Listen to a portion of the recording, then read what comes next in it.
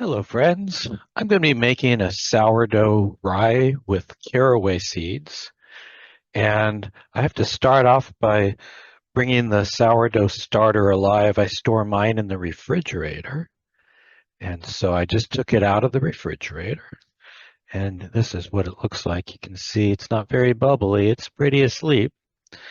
And so I've got some warm water and some flour. I've pre-measured everything to make things a little faster here. Take the sourdough starter out. And I got some warm water here. That'll help wake it up. Give that a nice stir. A lot of people keep their sourdough starters, they keep feeding them, and then they've got the discard and they store the discard, and then they have to hassle with discard. What I do is I just make extra starter every time I make bread. And then that way I've got the extra starter, and that's what I'll use to put back in the small bowl and put back in the refrigerator so it's ready to use next time. Give this a nice stir. And now I'm going to cover this with some saran wrap and then put it in a warm oven, not too warm. I'm going to use the oven light to keep it warm. And it'll take a few hours to get it up to temperature. I'll show you what this looks like here. There you go. Nice. And I'll check in with you after the sourdough starter is active and we're ready to go to the next step. Okay, stay tuned. Welcome back, friends. We're making sourdough rye bread with caraway seeds. Last time I fed the starter, so we have an active starter now and we're ready to mix this into some bread dough. In this recipe, we're going to use 380 grams of bread flour, 30 grams of caraway seeds, 10 grams of salt, 12 grams of honey, or a little bit more, whatever comes out, 380 grams of warm water, 160 grams of dark flour, and 128 grams of active sourdough starter. You can see that it's kind of not coming out there, but you can see there's lots of activity there. It's a happy starter. It's ready to get made into bread. Get everything else started here. Let's move this aside, get some room to work. Going to start off needing a spoon, and we will put in 128 grams of active sourdough starter. And there we go. And to that, we'll add our warm water. There's 380 grams of warm water going in. And I like to also add the honey at this point. And to that, I'm also going to, at this point, add my salt. And I'm going to give that a quick stir. Now I'm going to add in 160 grams of dark rye flour. Delicious. Also very good for you. And we'll give that a quick stir. This is quite a family favorite. Now I've got that all mixed up. Let's put in the flour. We got 380 grams of bread flour. I get this from Costco, the organic. And then for a final touch, and this is the most important part, we got 30 grams of caraway seeds. Delicious. Pour those in.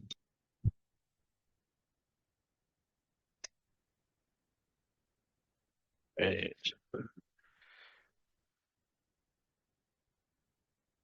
I'm going to come in with a spoon and kind of get those edges, scrape it off the side of the bowl.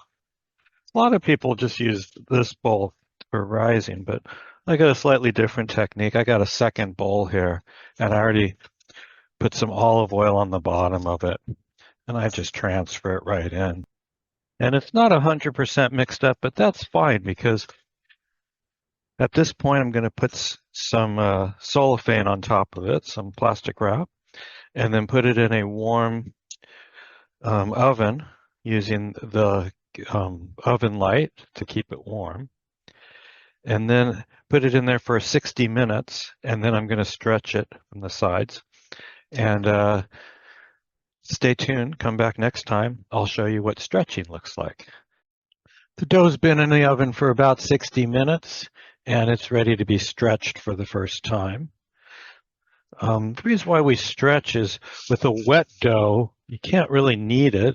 You're trying not to handle it much, but you're trying to incorporate some air into the dough. And so the gluten can grab onto some air and makes it more fluffy. And that's about it. Just like that. Just pull up the sides a bunch of times and stretch down. And that's about it. Rinse off my hands. And we're back again. It's been sitting in the oven for another 40 minutes, ready to stretch and fold again. Remember, we're stretching and folding to get some air in the dough, strengthens the gluten and gives the dough a little more structure, helping the crumb. Just going to fold it about 4 times. You don't want to work it too much. Just like that. I'm going to cover it again and put it back in the oven for another 40 minutes, and I will be back soon. Stay tuned. All right, we're back again, getting excited. It's been another 40 minutes, just took this out of the warm oven, and I'm going to stretch it for the 3rd time. As you see, the dough is starting to rise to the top of the bowl. I wet my hands, come in, take the sides, stretch them up, turn, stretch, turn, stretch, and one more. Stretch, and that's it. The next time this thing stretches up, it's going to be ready to roll, do its final roll, and we'll see you next time. Stay tuned. All right, we are ready to shape this thing. It's risen a bunch of times. We already did our stretches and folds. As you can see, it's all the way at the top. I'm going to wet my hands to try to get this out. Always got to work with wet hands. And I'm just going to pull this thing away from the sides. And let's see. There we go. I'm going to just kind of play with it a little bit, trying to get the air bubbles out. Stretch it nice and taut. There you go. And right like that. And this is a very wet dough. And so I'm just going to roll in from the sides. I got a bunch of flour down on the counter. And just kind of roll in, keeping the flour on the outside, because that's going to keep it from sticking to the counter. And then I'm just going to take it, sit there and roll it together. Come in about halfway, and then come in from the other side. There we go. Slap it on the top of itself. And I've got a little basket. I've already put some flour in right there. And drop it in right there. So this will be the bottom. The top is on the end, on the basket side. I'm going to rinse off my hands now. Now I'm going to take a little bit of water and drop it on the top, because I want the top really nice and moist, because I'm going to put some fine cornmeal. Dry my hands. And I got some fine cornmeal here. And I'm just going to grab some fine cornmeal.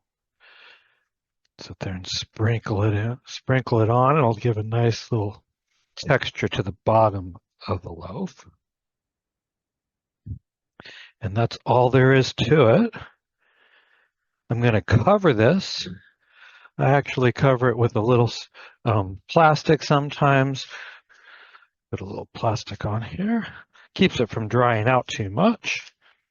There, I got a little plastic on there and a towel.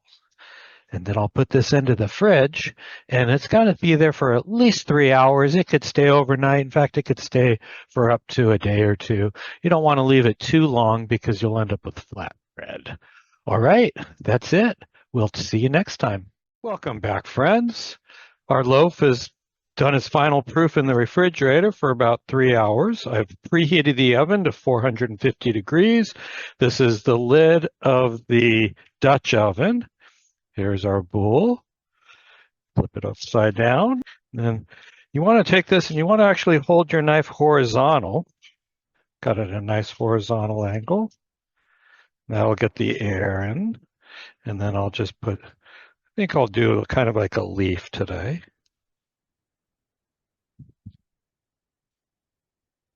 And that's it. I'm going to take this over to the oven and I'm going to put the lid on of the Dutch oven and put it in for 30 minutes.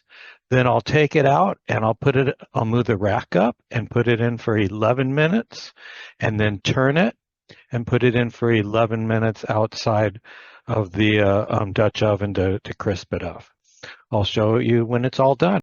One more thing. I realized I wanted to show you guys what the inside of the oven, what I do. I put a pizza stone at the bottom, and then there's the Dutch oven right there.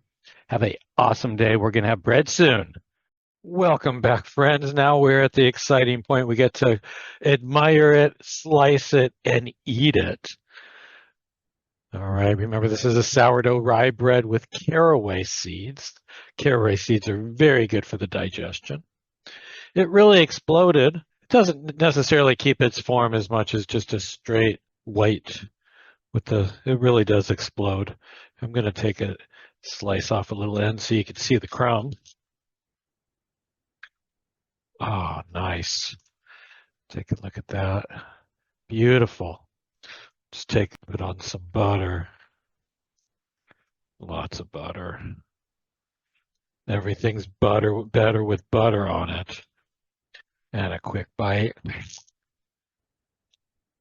Delicious. Thanks for staying with me. Have a beautiful day. Blessings.